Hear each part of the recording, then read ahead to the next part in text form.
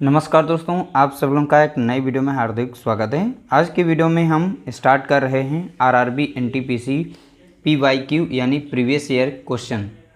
देखिए यहाँ पर हम आज की वीडियो में स्टार्ट करेंगे नंबर सिस्टम यानी कि संख्या पद्धति। इसका पार्ट 1 लिया है।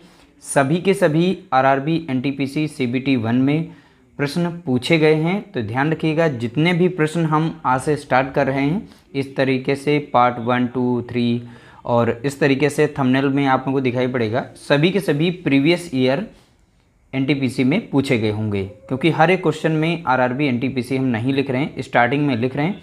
और आप लोगों को बता दें ये सभी के सभी बहुत ही ज़्यादा महत्वपूर्ण है, क्योंकि इससे ये पता चलेगा कि किस तरीके से आरआरबी एनटीपीसी में प्रश्न पूछे गए हैं और आगे किस तरीके से पूछे जा सकते हैं। तो चलिए वीडियो को स्टार्ट करते हैं। पहला प्रश्न दिया गया है 0.5 32 दिया गया है और 32 के ऊपर बार लगा हुआ है। ठीक है, तो साधारण भिन्न में इसका मान बताना है हमें। तो कैसे इस बार वाले प्रश्न को सॉल्व किया जाएगा। देखिए यहाँ पर लिखा गया है 0.5 और 32 के ऊपर बार लगा है। देखिए यहाँ पर जितनी संख्याओं के ऊपर बार लगता है तो बटे में उतनी बार हम 9 रखते हैं। ठीक है, तो 2 संख्याओं पर है 2 बार 9 रखेंगे। टोटल अंक हैं यहाँ पर कितने 3 और 1 पर नहीं लगा है, तो इसके स्थान पर हम यहाँ पर एक 0 बढ़ा लेते हैं कुछ इस तरीके से। तो नीचे की संख्या हमारी पूरी हो जाएगी। अब यहाँ पर जितने पर बार लगा है और या नहीं लगा है तो पहली बार में वो संख्या हम पूरी लिखते हैं, जैसे 532 लिखेंगे। अब जिस संख्या पे बार नहीं लगा है उस संख्या को इसमें से घटा देते हैं। जैसे कि 5 पर नहीं लगा था तो 5 इसमें से हम घटा देंगे। तो इस तरीके से हमें जब 32 से 5 घटाएंगे यानी 532 से 5 घटाएंगे तो 527 मिल जाएगा। कितना मिलेगा 527। और नीचे संख्या हमारी कितनी रखी हुई है 990। तो 527 और बटे में दिया है 990। ऑप्शन बी यहाँ पर इसका करेक्ट आंसर है। तो आप लोगों को पता है। तो देखिए ये प्रश्न पूछा गया है, तो इस तरीके से भी प्रश्न आपके एग्जाम में पूछे जाते हैं। अगला प्रश्न पूछा गया एक भिन्न का अंश हर से 2 कम है। यदि अंश को 2 से गुणा किया जाता है और हर को 3 से गुणा किया जाता है तो प्राप्त भिन्न 2/9 के बराबर होती है। भिन्न ज्ञात कीजिए। आप लोगों को बता दें यह आरआरबी एनटीपीसी यानी सीबीटी 1 और आप लोगों को बता दें इसकी डेट 28/12/2020 में यह प्रश्न पूछा जा चुका है। ध्यान रखिएगा। ठीक है, तो जितने भी प्रश्न हम लेकर आए हैं इस वीडियो में और आज से जो भी इस तरीके से प्रैक्टिस सेट करवाएंगे पीवाईक्यू लिखा होगा, हर प्रश्न पे इस तरीके से नहीं लिखा है। ध्यान रखिएगा, स्टार्टिंग में लिख रहे हैं। बाकी जितने भी प्रश्न आप लोगों को सॉल्व करा रहे हैं सभी के सभी जो है प्रीवियस ईयर में आए हुए हैं। ध्यान रखिएगा। तो देखिए यहाँ पर एक भिन्न है जिसका अंश हर से 2 कम है, तो अंश को हम x मान लेते हैं। अंश को कितना मान लेंगे x मान लेते हैं कि अंश हमारा x है। बोला गया है हर से 2 कम है, तो यहाँ पर देखिए 2 चीज़ें हम ध्यान रखेंगे। तो भिन्न का हम अंश x मान लेंगे, तो भिन्न का हर कितना मानेंगे। देखिए यहाँ पर हर।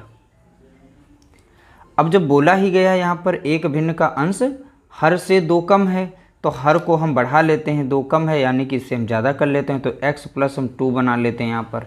ठीक है, तो तभी जाके यहाँ पर अंश जो है हर से 2 कम है, तो यानी यहाँ पर हम हर को बढ़ा लेंगे तो अंश हमारा वैसे भी 2 कम हो जाएगा। तो यहाँ पर इस तरीके से हम लिखेंगे। उसके बाद अब प्रश्नानुसार हम आगे बढ़ेंगे। यदि अंश को 2 से गुणा किया जाता है, अब यहाँ पर अंश हम x लिखते हैं और हर हमारा दिया गया है x प्लस 2, यानी बोला गया है अंश को 2 से गुणा करते हैं। तो चलिए अंश हमारा x था, इसे हम 2 से गुणा कर देते हैं। ठीक है, और हर को 3 से गुणा करते हैं। हर को हम 3 से गुणा कर देते हैं। मैंने गुणा कर दिया यहाँ पर। तो प्राप्त भिन्न 2/9 होती है, यानी तो प्राप्त भिन्न 2/9 होती है। कुछ इस तरीके से बनेगा। ठीक है, तो अब इन दोनों का गुणा करेंगे क्रॉस में, कुछ यहाँ पर इस तरीके से ऊपर से नीचे की तरफ। तो चलिए 2 से हम पहले इधर की तरफ कर लेते हैं, या फिर चाहें तो इधर की तरफ कर सकते हैं। अब 2x यहाँ पे था, 9 से करेंगे तो 9 दूनी 18 हो जाएगा, यानी 18x हो जाएगा। बराबर में यहाँ पर इसके साथ गुणा कर देंगे तो कितना बन जाएगा तो एक लाइन में यहाँ पर आंसर लिख सकते हैं। तो 3 एकम 3 यानी 3x यहाँ बनेगा, 3 दूना 6 बनेगा। तो यहाँ पर जो बनेगा यहाँ पर 3x प्लस में रहेगा 3 दूना 6। अब ये क्रॉस में गुणा किया जा रहा है इसके साथ में, तो यहाँ पर लिख सकते हैं 2 3x प्लस 6 इस साइड में। अब इसे सॉल्व कर लेंगे। 2 3 कितना हो जाएगा, 6x हो जाएगा, अब प्लस में 2 छंग 12 हो जाएगा। ठीक है, तो यहाँ पर 18x हो गया। 6x इस साइड में चला आएगा, यानी 18x से 6x को हम माइनस करेंगे तो यहाँ पर बचेगा केवल 12। तो इसमें से माइनस हो जाएगा 18 से 6 तो बचेगा 12x। तो यहाँ बराबर में कितना बचेगा, 12। ठीक है, कुछ इस तरीके से सॉल्व हो जाएगा। अब यहाँ पर 12 है तो x बराबर कितना हो जाएगा, 12/12 हो जाएगा। तो 12 कम 12 कट गया, 12 कम 12, यानी x बराबर कितना आ गया, यहाँ पर 1 आ गया। ध्यान रखिएगा x बराबर कितना है, 1। तो यहाँ पर पूछा गया तो भिन्न ज्ञात कीजिए, तो हमें भिन्न बतानी थी। ठीक है, तो x की वैल्यू, अब यहाँ पर शुरुआत में हमने एक भिन्न लिखी थी, यानी भिन्न जो हमारी थी x अपॉन यानी x प्लस 2 थी। अब यहाँ पर x हमारा 1 है और नीचे x के स्थान पर 1 रखेंगे तो नीचे कितना आ जाएगा, 3। तो आंसर हमारा बन जाएगा 1/3। तो यहाँ पर 1/3 कौन सा है, ऑप्शन नंबर यहाँ पर डी इसका राइट आंसर हो जाएगा। तो इस तरीके से आप लोगों को सॉल्व करना था।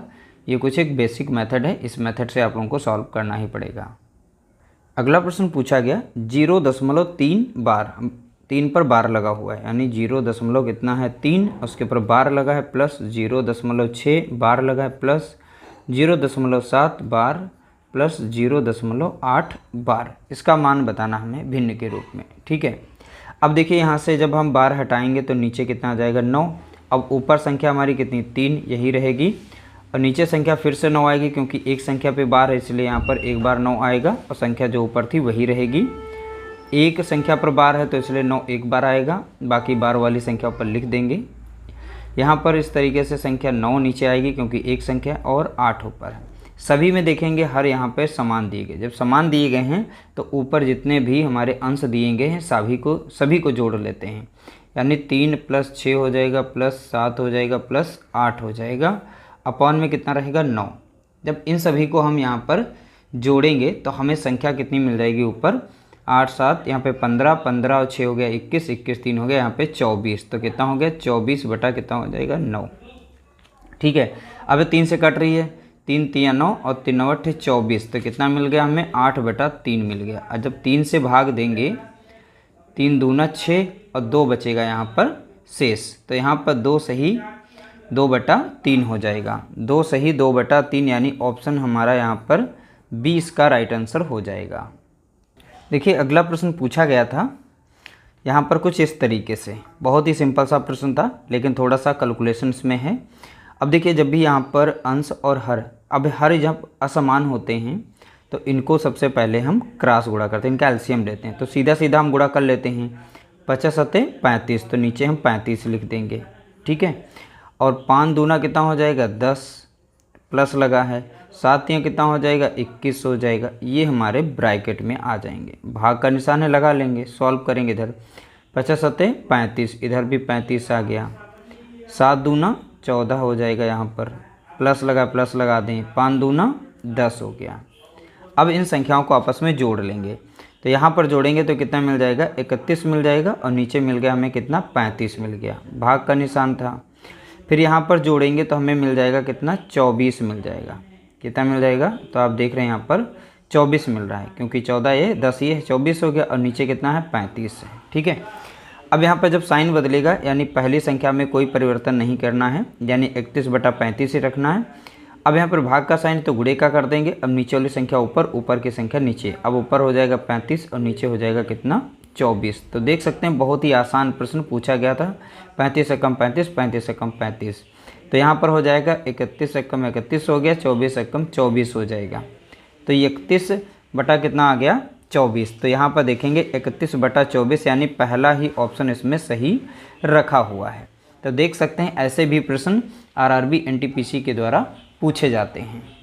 अगला प्रश्न पूछा गया था 1 किलोमीटर का कितना 0.1 मिलीमीटर होता है। देखिए यहाँ पर लैंग्वेज का फेर है और थोड़ा सा एक मापन से भी पूछा गया कुछ इस तरीके से 1 किलोमीटर का कितना दशमलव 1 मिलीमीटर है, तो मिलीमीटर पूछा गया था। तो ध्यान रखिएगा, यहाँ पर ऐसे भी प्रश्न पूछे जाते हैं, तो यूनिट भी आप लोगों को अच्छे से तैयार करना है।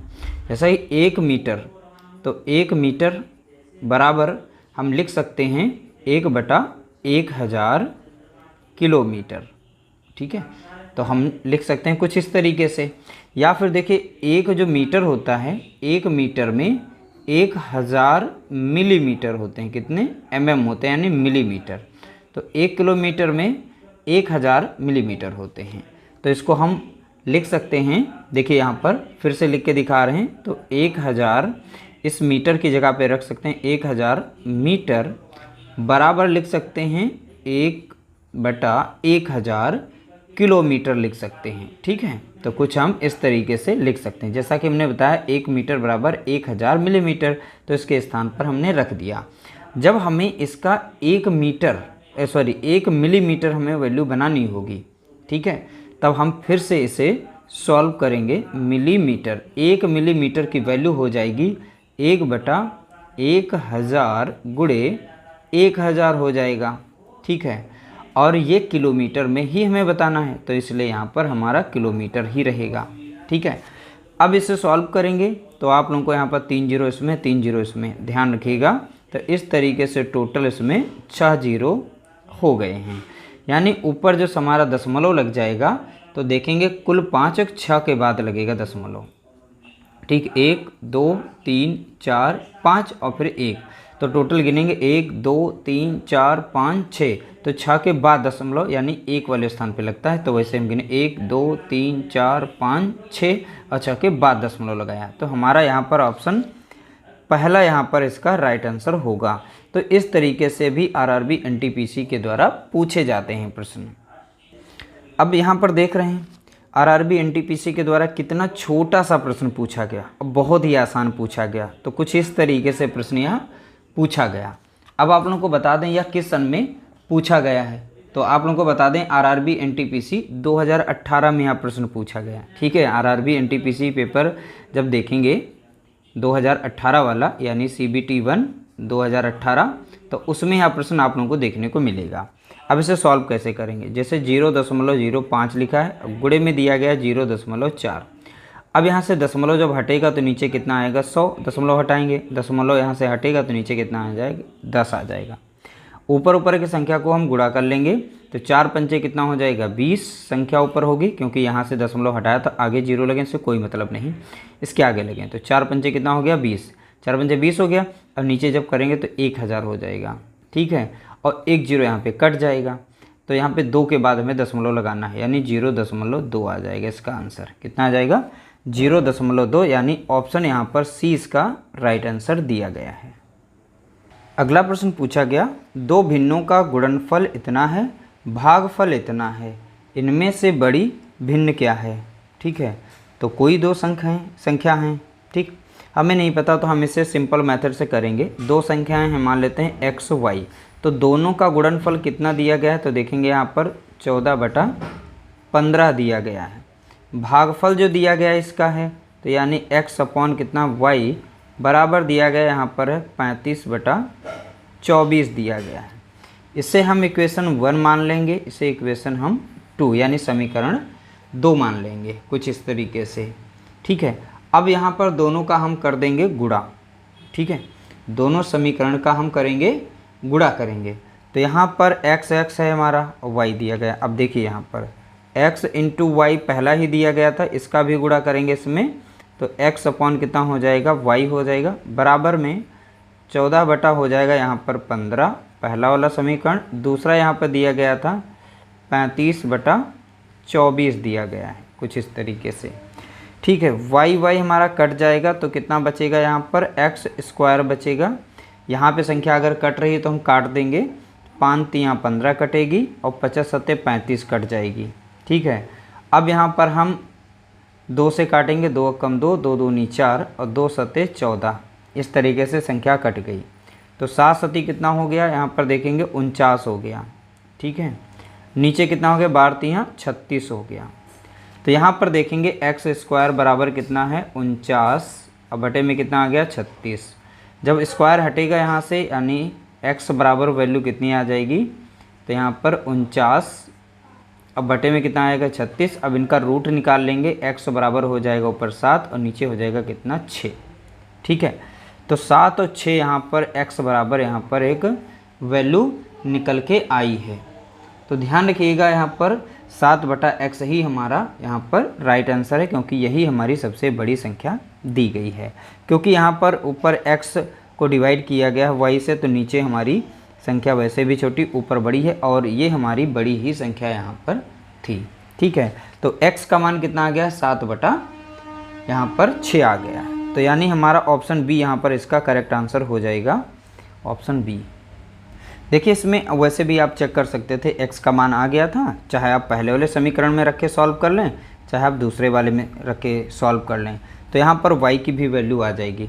ठीक है, इस x का मान जो है इसमें रखेंगे, लेकिन राइट हमारा आंसर जो है 7/6 ही आएगा। अगला प्रश्न पूछा गया, 10 दर्जन सेब, 15 दर्जन आम, 20 दर्जन संतरे बेचने के लिए रखे गए। यदि प्रत्येक में से क्रमशः 1/2, 1/3 तथा 1/4 फल बिक गए, तो कुल कितने फल बाकी रह गए। देखिए यहाँ पर 10 दर्जन यानी बिकने वाले फल, ठीक है, बिकने वाले फल अगर हम निकालें, ठीक है, तो यहाँ पर जो भी 10 दर्जन सेब हैं, 10 दर्जन सेब हैं, इसमें से कितने बिक रहे हैं, प्रत्येक में से क्रमशः 1/2 यानी पहले वाले के, तो इसका कितना बिक रहा है 1/2 दर्जन बिक रहे हैं। ठीक है, कुछ इस तरीके से लिखेंगे। प्लस अगले में देखेंगे 15 दर्जन थे टोटल, इसमें से बिक कितने रहे 1/3 बिक रहे हैं। प्लस अब यहाँ पर 20 दर्जन हैं संतरे, इसमें से बिक रहे हैं 1/4। अब इसे सॉल्व करेंगे, 2 कम 2 लगेगा, 2 पंचे 10 हो जाएगा, 3 कम 3, 3 पचे 15, 5 आ गया, 4 कम 4, 4 पंचे 20। यानी कि यहाँ पर जो सेब थे 5 दर्जन बिके, और यहाँ पर आम जो हैं ये भी 5 दर्जन बिक गए, और यहाँ पर 4 ये संतरे, तो ये भी 5 दर्जन बिके। तो टोटल यहाँ पर कितने बिके, तो आप देखेंगे यहाँ पर 15 दर्जन जो है टोटल फल बिक गए हैं। ठीक है, तो 15 दर्जन जो टोटल फल बिके हैं। अब यहाँ पर हम शेष फल देख लेते हैं कितने हैं। ठीक है, तो शेष फल हम टोटल का हम देखते हैं, तो टोटल फल थे हमारे कितने, सभी दर्जन को जोड़ लेंगे, तो कुल दर्जन हमारे कितने बने हैं फल के। तो पहले वाले में देख रहे हैं यहाँ पे 10 दर्जन हैं, और दूसरे में 15 दर्जन थे, और तीसरे में यहाँ पर जो हैं 20 दर्जन थे। सभी को जब जोड़ेंगे तो मिल जाएगा हमें 20, 10, 30, 40, 45, यानी टोटल यहाँ पर मिल गया कितना 45 दर्जन। अब 45 दर्जन जो हैं उसमें से 15 दर्जन को माइनस करेंगे तो कितना आ जाएगा 30 दर्जन। तो बचे हुए जो हमारे दर्जन हैं कितना बाकी रह गए, तो वो हैं 30। अब आप लोगों को पता है एक दर्जन में 12 चीज़ें होती हैं, 12 वस्तुएं होती हैं। ठीक है, तो 30 दर्जन में कितना हो जाएगा, तो 12 से जो गुणा करेंगे तो 12 3 हो जाएगा 36, यानी 360 हो जाएगा इसका आंसर। कितना हो जाएगा 360। तो बचे हुए जो फल हैं, फलों की संख्या कितनी आ गई है यहाँ पर 360। अगला प्रश्न पूछा गया, एक चुनाव में 1/4 वोट अवैध थे। यदि प्रत्याशी ए को वैध वोटों के 8/15 वोट मिले हों और प्रत्याशी बी को 4900 वोट मिले हों, ठीक है, तो बताना है इसमें कुल वोटों की संख्या कितनी है। तो हमें कुल वोटों की इसमें संख्या बतानी है कितनी थी। देखिए चुनाव हुआ था, मान लीजिए कोई भी चुनाव हमारा हुआ है वो 100% हुआ है। ठीक है, अब इसमें से वोट जो हैं हम देखते हैं यहाँ पर 1/4। जब यहाँ पे देखेंगे 100 का 1/4 करेंगे तो कितना मिल जाएगा, तो आप बताएंगे 25 मिल जाएगा। यानी 1/4 की वैल्यू कितनी आ गई है 25%। तो 25% वोट जो हैं ये अवैध हैं। क्या हो गए, ये अवैध हैं। तो वैध कितने हो गए, 100 से 25 निकालेंगे तो 75% वोट जो हैं ये वैध वोट हुए। ठीक है, यानी सही वोट पड़े हैं। ठीक है, यदि प्रत्याशी ए को वैध वोटों के 8/15 मिला है, यानी वैध वोट कितने हैं 75, तो प्रत्याशी ए को यहाँ पर वैध वोटों का कितना मिला हुआ है तो बताया गया है 8/15 मिला है हिस्सा। ठीक है, तो अब इसका हम निकाल देंगे ए को हिस्सा इस 75% से कितना मिला है। तो 15 कम 15 और 15 पचे 75, 8 पंचे हो गया 40, यानी 75 का 40% जो हिस्सा है ये ए को मिला है। तो अब बी को कितना मिला है। ठीक है, अब बी का देखेंगे भाई 75 यहाँ पे टोटल था, उसमें से 40% जो है ये मिल गया है ए को, तो बी को कितना मिलेगा। अब यहाँ से निकालेंगे 35%। कैसे 35%, 40 75 से माइनस करेंगे 35 आ जाएगा। अब यहाँ बोला गया बी को जो है यहाँ पर वोट बताए गए हैं नंबर्स में 4900 वोट मिले हैं, यानी इस 35% की वैल्यू कितनी दे रखी है, 4900 दे रखी है। ठीक है, यानी 1% की वैल्यू कितनी हो जाएगी, तो आप बताएंगे 4900 हो जाएगा, और बटे में कितना आ जाएगा, 35 आ जाएगा। ठीक है, अब डायरेक्टली यहाँ पे काट सकते हैं। अब डायरेक्ट हम यहाँ से 100% की वैल्यू निकाल लेते हैं। तो यहाँ पर हो जाएगा 4900 बटे 35, और हम 100% की वैल्यू निकाल रहे हैं तो इसलिए 100 से गुणा करेंगे। ठीक है, अब यहाँ पर 7 से कट जाएगी, 7 पचे 35 और 7 सते 49 और 2 जीरो यानी 700 यहाँ बचा, 5 एकम 5, 5 दूना 10, 0। तो यहाँ पर 700 यहाँ पर है 20, तो 700 गुणे हो गया 20, अब बराबर अब कितना आ जाएगा, तो आप बताएंगे 7 दूनी 14। तो इस तरीके से 14,000 टोटल यहाँ पर वोट पड़े थे। कुल वोट कितने पड़े थे, कुल वोटों की संख्या कितनी थी, तो आप बताएंगे 14,000, यानी कि ऑप्शन यहाँ पर डी इसका राइट आंसर है। अगला प्रश्न पूछा गया 0.1264 को P/Q यानी हमें भिन्न के रूप में व्यक्त किया जाना है, ये पूछा गया था। तो ये सभी के सभी पूछे जा चुके हैं, ध्यान रखिएगा। 0.1246 और 4 दो संख्याओं पर यहाँ पर दिया गया है बार, तो 2 बार हम नीचे 9 लिखेंगे। जितनी संख्याओं पे बार नहीं है उनके स्थान पर हम यहाँ पर इस साइड में 0 लगा लेंगे। ठीक है, अब ये पूरी संख्या हमें लिख देनी है, 1 2 3 4 जो भी थी यहाँ पर संख्या हम लिख देंगे। इस तरीके से 64 हो गया।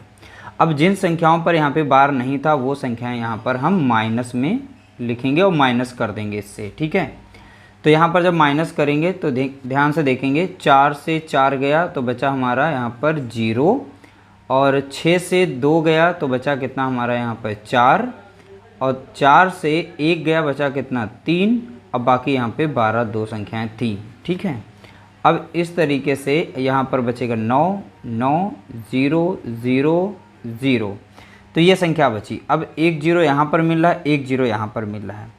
अगर कोई संख्या कट रही है तो हम काट देंगे। ठीक है, कट रही है तो काट देंगे। अब 2 से अगर देखें तो कोई कट रही होगी शायद बात। ठीक है, क्योंकि यहाँ पे 4 है और यहाँ पर 0, 2 से कट जाएगी। तो 2 चौका 8 और 2 नाम 18, 2 पंचे 10 और 1 0 हो जाएगा। 2 छंग 12, 2 कम 2, 2 सते 14, तो यहाँ पर कितना हो गया 617। तो ऊपर हो गया 617 और नीचे हो गया 4950।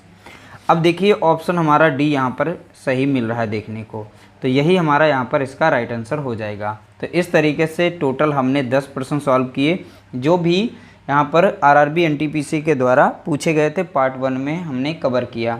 वीडियो अगर अच्छा लगा है तो लाइक करिएगा, कोई सुझाव देना चाहते हैं तो आप कमेंट बॉक्स में कमेंट करके बता सकते हैं।